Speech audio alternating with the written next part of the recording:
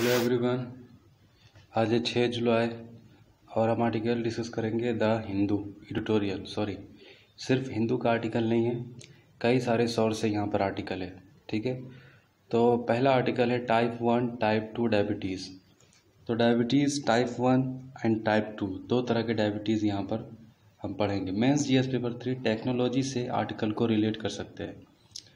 तो देखिए कि रिसर्च से अभी पाया गया है कि genetic risk score is effective in diagnostic type.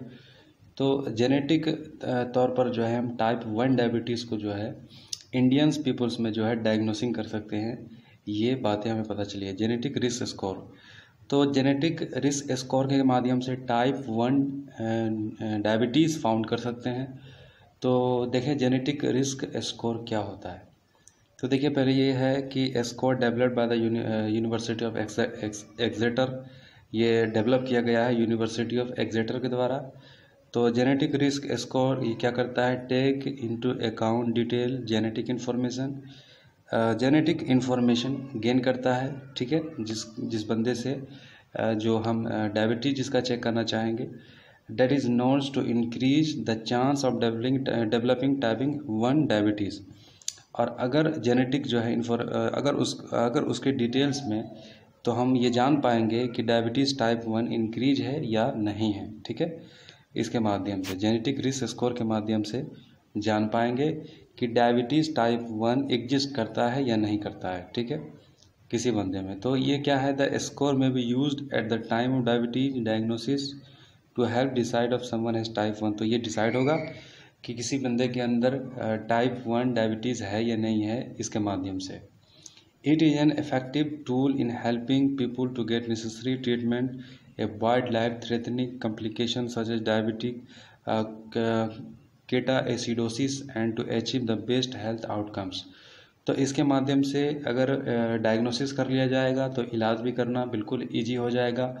और जो लाइफ थ्रेटनिंग जो दवाइयाँ होती है जिसको लेकर साइड इफ़ेक्ट और बहुत सारा जो बॉडी के ऊपर जो गलत इम्पैक्ट डालता है, ये सब दवाइयों से भी बचाव हो जाएगी अगर सक्सेसफुल अगर ये रहा तो ये स्टडी डिफरेंट कैसे है, ये बात की जा रही है कि देखिए ये वाइडली जो है ये माना जाता है कि टाइप 1 डायबिटीज़ जो है बच्चों में नहीं होता, ये अप्रोक्स 45 ईयर्स पीपल्स में होता है। ठीक है, टाइप 1, ठीक है, नहीं सॉरी, यहाँ ये कहा जा रहा है कि it has been widely believe that only children and adolescent get type 1 diabetes.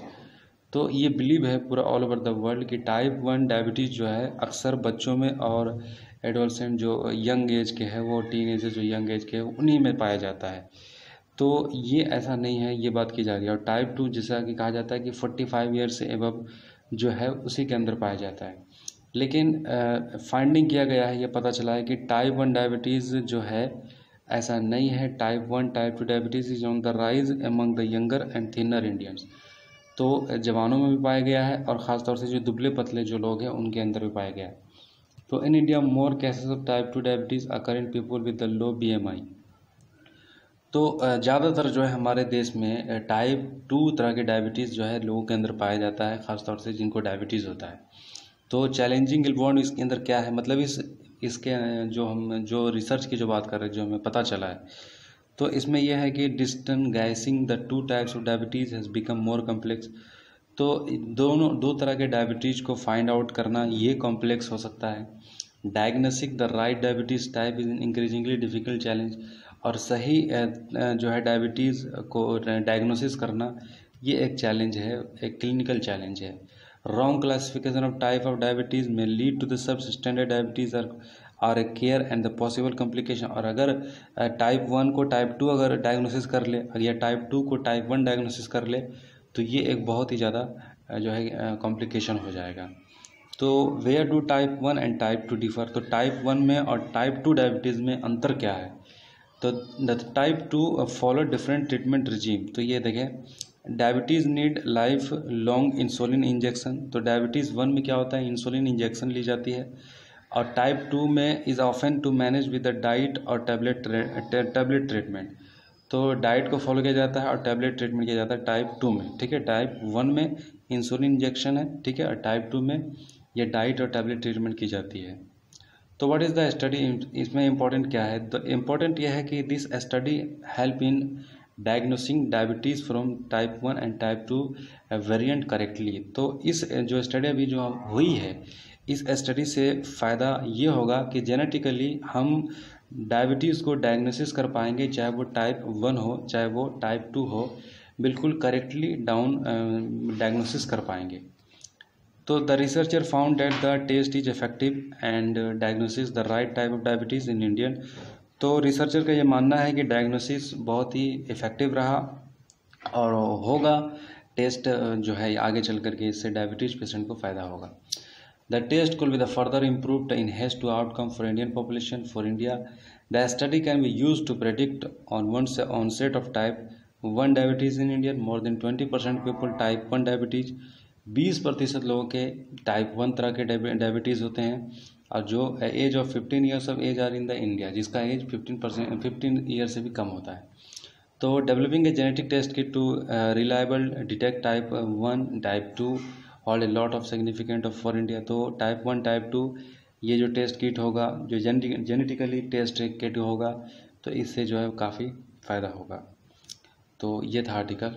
अब दूसरा आर्टिकल है ई वेस्ट। तो ई वेस्ट क्या है? तो देखें, मेंस जीएस पेपर 3 इन्वायरमेंट से आर्टिकल को रिलेट कर सकते हैं। तो यूनाइटेड नेशन यूनिवर्सिटी, ठीक है, यूनाइटेड नेशन यूनिवर्सिटी के द्वारा ये रिपोर्ट इशू की गई है, ग्लोबल ई वेस्ट। तो ग्लोबल ई वेस्ट, इसके बारे में कहा जा रहा है जिसका dead electrical and electronic equipment. क्या होता है ई वेस्ट? क्या होता है कि जो इलेक्ट्रिकल इक्विपमेंट जो बेकार हो जाता है, जो यूज कर ली जाती है, तो वो इक्विपमेंट जो होता है ये इसी को ई वेस्ट कहा जाता है, ठीक है, ई वेस्ट कहा जाता है। तो ये तकरीबन इंक्रीज की है 2020 से, बात की जा रही है कि 38% इंक्रीज हो गई है, ठीक है। बाकी पिछले के बारे में पिछला अगर बैकग्राउंड देखा जाए तो there was 53.6 million ton e waste in 2019। तो 53.6 मिलियन टन 2019 में था ई वेस्ट, 53.6 मिलियन टन, जबकि that is the nearly 21% increase just 5 year. तो 5 ही साल में जो है 21% ई वेस्ट जो है हमने इंक्रीज कर दिया। 53.6 मिलियन टन 2019 में था, और फिर हमने 38% इंक्रीज कर दिया, 21% इंक्रीज कर दिया। तो एशिया जो है ख़ास तौर पर कहा जा रहा है कि एशिया में ई वेस्ट जो है 2019 से बहुत ही ज़्यादा वॉल्यूम में जो है इंक्रीज हो रहा है, 24.9 मिलियन टन, ठीक है। फॉलोड एशिया की बात की जा रही है कि एशिया ई वेस्ट इंक्रीज कर रहा है हर साल 24.9 मिलियन टन, और अमेरिका की बात करें तो अमेरिका कंट्री की बात करें तो 13.1 मिलियन टन, और यूरोप की बात करें तो 12 मिलियन टन, ठीक है। तो एशिया की सबसे ज़्यादा है। तो Africa and Oceania generated 2.9 million ton and 0.7 million ton respectively. तो most e waste in 2019 consisted of a small equipment. तो 2019 में जितने ई वेस्ट जो कंजर्व किया गया है, तो इसमें तकरीबन जो है जो स्मॉल इक्विपमेंट होता है जो ये सबसे ज़्यादा है। ई वेस्ट का जो स्मॉल इक्विपमेंट है 17.4 मिलियन टन स्मॉल है, और लार्ज की बात करें तो 30.1 मिलियन टन है, और टेम्परेचर एक्सचेंज इक्विपमेंट है ये 10.8 मिलियन टन है। तो screen and monitor, lamp, small IT and telecommunication equipment, तो ये सब अलग अलग तरह के जो ई वेस्ट है उनका नाम लेकर के कहा जा रहा है कि 6.7 मिलियन टन ये है, 4.7 मिलियन टन, 0.9 मिलियन टन। तो ये बाकी सब डाटा है, ये सब उतना याद रखने की ज़रूरत नहीं, बस इतना जान ले कि एनुअली जो है ई वेस्ट बहुत तेज़ी से इंक्रीज हो रहा है। आने वाले टाइम में ये हमारे इन्वायरमेंट के लिए बहुत ही ज़्यादा नुकसानदायक होगा। E waste is a health environment hazard, तो हमारे स्वास्थ्य के लिए बहुत नुकसानदायक है। टॉक्सिक ऐड होता है, उसके अंदर कुछ चीज़ें ऐसी होती है कि जो काफ़ी डेंजर होता है हमारे हार्ट के लिए, हमारे बॉडी के लिए। तो less than 18% of e waste generated in 2019 was collected and recycled. तो सिर्फ हमने 80% ही जो है ई वेस्ट को रिसाइकिल कर पाया, बाकी सारा जो है हमारे इन्वायरमेंट में है। तो e waste consisting of gold, silver, copper, platinum, ये सब चीज़ें होती है जो रिकवरेबल मटेरियल है, इसको रिकवर किया जा सकता है। तो जिसका 57 बिलियन वर्थ होता है तकरीबन, और dumped and burned rather than being collected for treatment and reuse. तो कहा जा सकता है कि जितना ई वेस्ट जो हम बना रहे हैं इसका अगर वर्थ देखा जाए तो 57 बिलियन होता है। अगर इसको अच्छे से रीयूज कर ले, अगर इसका फिर से अगर इसको रीट्रीट करके इस्तेमाल कर ले तो the target set by the international telecommunication union. तो ठीक है, इंटरनेशनल टेलीकम्युनिकेशन यूनियन इनका टारगेट है कि countries with an e waste legislation is 50%। तो एक कंट्री, सारे कंट्री का एक ई वेस्ट लेजिस्लेशन होना चाहिए और उस चीज़ को जो है इस चीज़ से निपटारा करने के लिए एक अच्छा सिस्टम बनाना चाहिए। तो currently only 71 countries have a low e waste legislation. तो फिर देखा जा रहा है कि 71 कंट्री के पास ही ई वेस्ट लेजिस्लेशन है, कानून है इसके ऊपर, और जिसमें कि इंडिया भी शामिल है। इंडिया का भी इस पर एक कानून है। तो इंडिया का स्टेटस क्या है बात कर रहे हैं तो there are 312 authorise recycler of e waste India. तो हमारे यहाँ 312 ऑथराइज्ड ऐसे एंटिटी है जो रिसाइकिल करने का काम करती है और ट्रीटिंग करती है approximately 800 kilo ton annually. 800 kilo ton जो है ई वेस्ट को हर साल हमारे यहाँ एनुअली रिसाइकिल कर लिया जाता है। तो एक अच्छी बात है हमारे देश के लिए। In India formal recycling capacity remain under utilise. तो भारत के पास कैपेसिटी जो कि ज़्यादा है और बेहतर तरीके से भारत कर सकता है। और about 90% the country e waste is recycle in the formal sector, informal sector के द्वारा ही जो है रिसाइकिल किया जाता है। ये बात 90% कंट्री के बारे में बात की जा रही है। तो ये आर्टिकल का सोर्स है डाउन टू अर्थ। तो चलिए दूसरा आर्टिकल है इंडिया फॉरेक्स रिजर्व्स।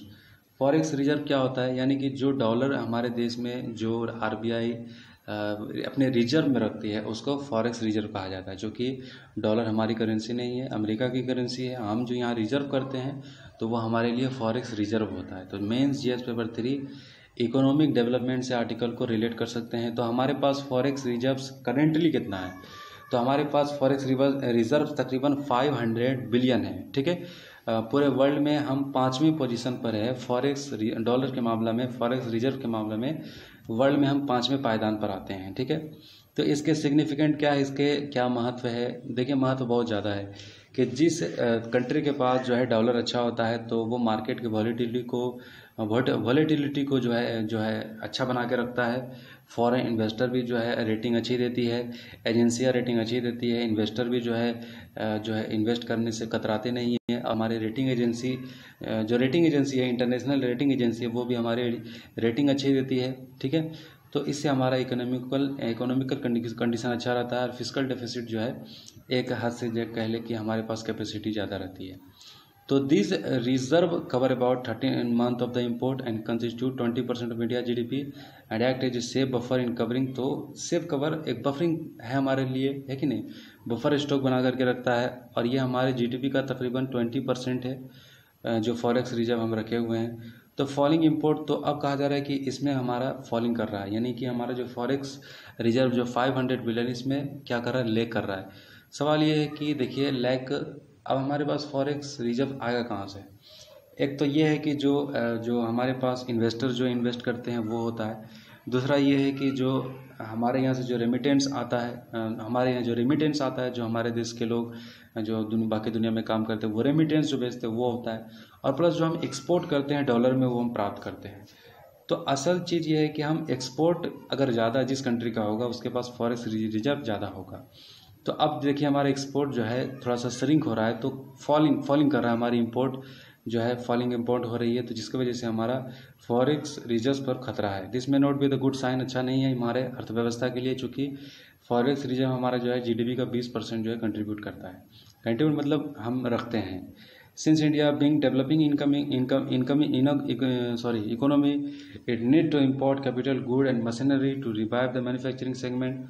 तो ये फॉरेक्स रिजर्व को मेंटेन करने के लिए भारत सरकार को मैन्युफैक्चरिंग सेगमेंट पर ध्यान देना चाहिए, नहीं तो पेंडेमिक में ये स्थिति बहुत ज़्यादा हो सकती है। बैलेंस ऑफ पेमेंट हो सकता है क्राइसिस, हमारे यहाँ बैलेंस ऑफ पेमेंट क्राइसिस हो सकता है। ठीक है, बैलेंस ऑफ पेमेंट क्राइसिस ये हो गया कि सरकार डेब्ट ले सकती है, कर्ज में डूब सकती है, और फिर हमारे पास जैसे कि सपोज डेट हमने डॉलर में जैसे कि हमने suppose date balance of payment समझिए इस तरह से, सपोज डेट हमने कहीं से कर्जा लिया, आईएमएफ से हमने कर्जा लिया तकरीबन कह लें कि $10 बिलियन लिया, एग्जाम्पल दे रहे हैं, $10 बिलियन हमने कर्जा लिया, तो हमारे करेंसी की हालत जब ख़राब हो जाएगी, हमारे करेंसी जब थोड़ा सा और डॉलर मजबूत हो जाएगा और हमारा रुपया कमज़ोर हो जाएगा, तो $10 बिलियन जो हमने लिया तो फिर क्या होगा कि हमें ज़्यादा उनको डॉलर वापस करना पड़ेगा। ठीक है, जब हम डॉलर बाय करेंगे तो हमें ज़्यादा रुपया देना पड़ेगा, तो ये क्या हो गया ना, हमारा बैलेंस ऑफ पेमेंट क्राइसिस हो जाएगा। हम जितने डॉलर रखे हुए फिर हमारा उसमें नुकसान हो जाएगा। तो कही जा रही है कि decade there has been current account surplus question year 2020 after 13 year due to the pandemic this may effect the current account. तो हमारा करंट अकाउंट पेमेंट जो है ये हो सकता है। तो lower commodity prices and weak global demand, जो कि कमोडिटी प्राइस और ग्लोबल डिमांड वीक है, रेमिटेंस भी काफ़ी जो है हमारा लॉस हो रहा है, तो कैपिटल फ्लो भी नहीं हो रही है, तो ये चीज़ चिंता है। एफडीआई भी जो है रुका हुआ है, ख़ासतौर से देखें कि जैसे कि जियो हो गया, कोटक हो गया, महिंद्रा बैंक, ये सब में जो एफडीआई था तकरीबन 25 बिलियन जो है इसको विड्रॉ कर लिया गया। मतलब एफडीआई फॉरेन इन्वेस्टर ने तकरीबन जो जियो में, कोटक महिंद्रा में, बैंक, आरबीआई में जो $25 बिलियन जो है इसको निकाल दिया गया है। मतलब जो अपने फॉरेन इन्वेस्टर जो अपने डॉलर लेकर के गए, तो इससे हमारा नुकसान है। एक्सटर्नल डेब्ट भी जो है हमारा $558 बिलियन है, जो कि हमारा डेप्थ 85% इंक्रीज हो गया। Thus even through forex reserve are safer level, government plan to borrow from the foreign player need to be the.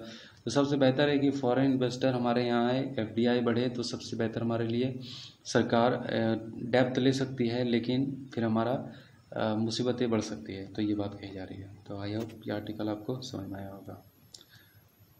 ठीक है, आप लोग शेयर नहीं करते हैं, शेयर कीजिए दूसरों के लिए।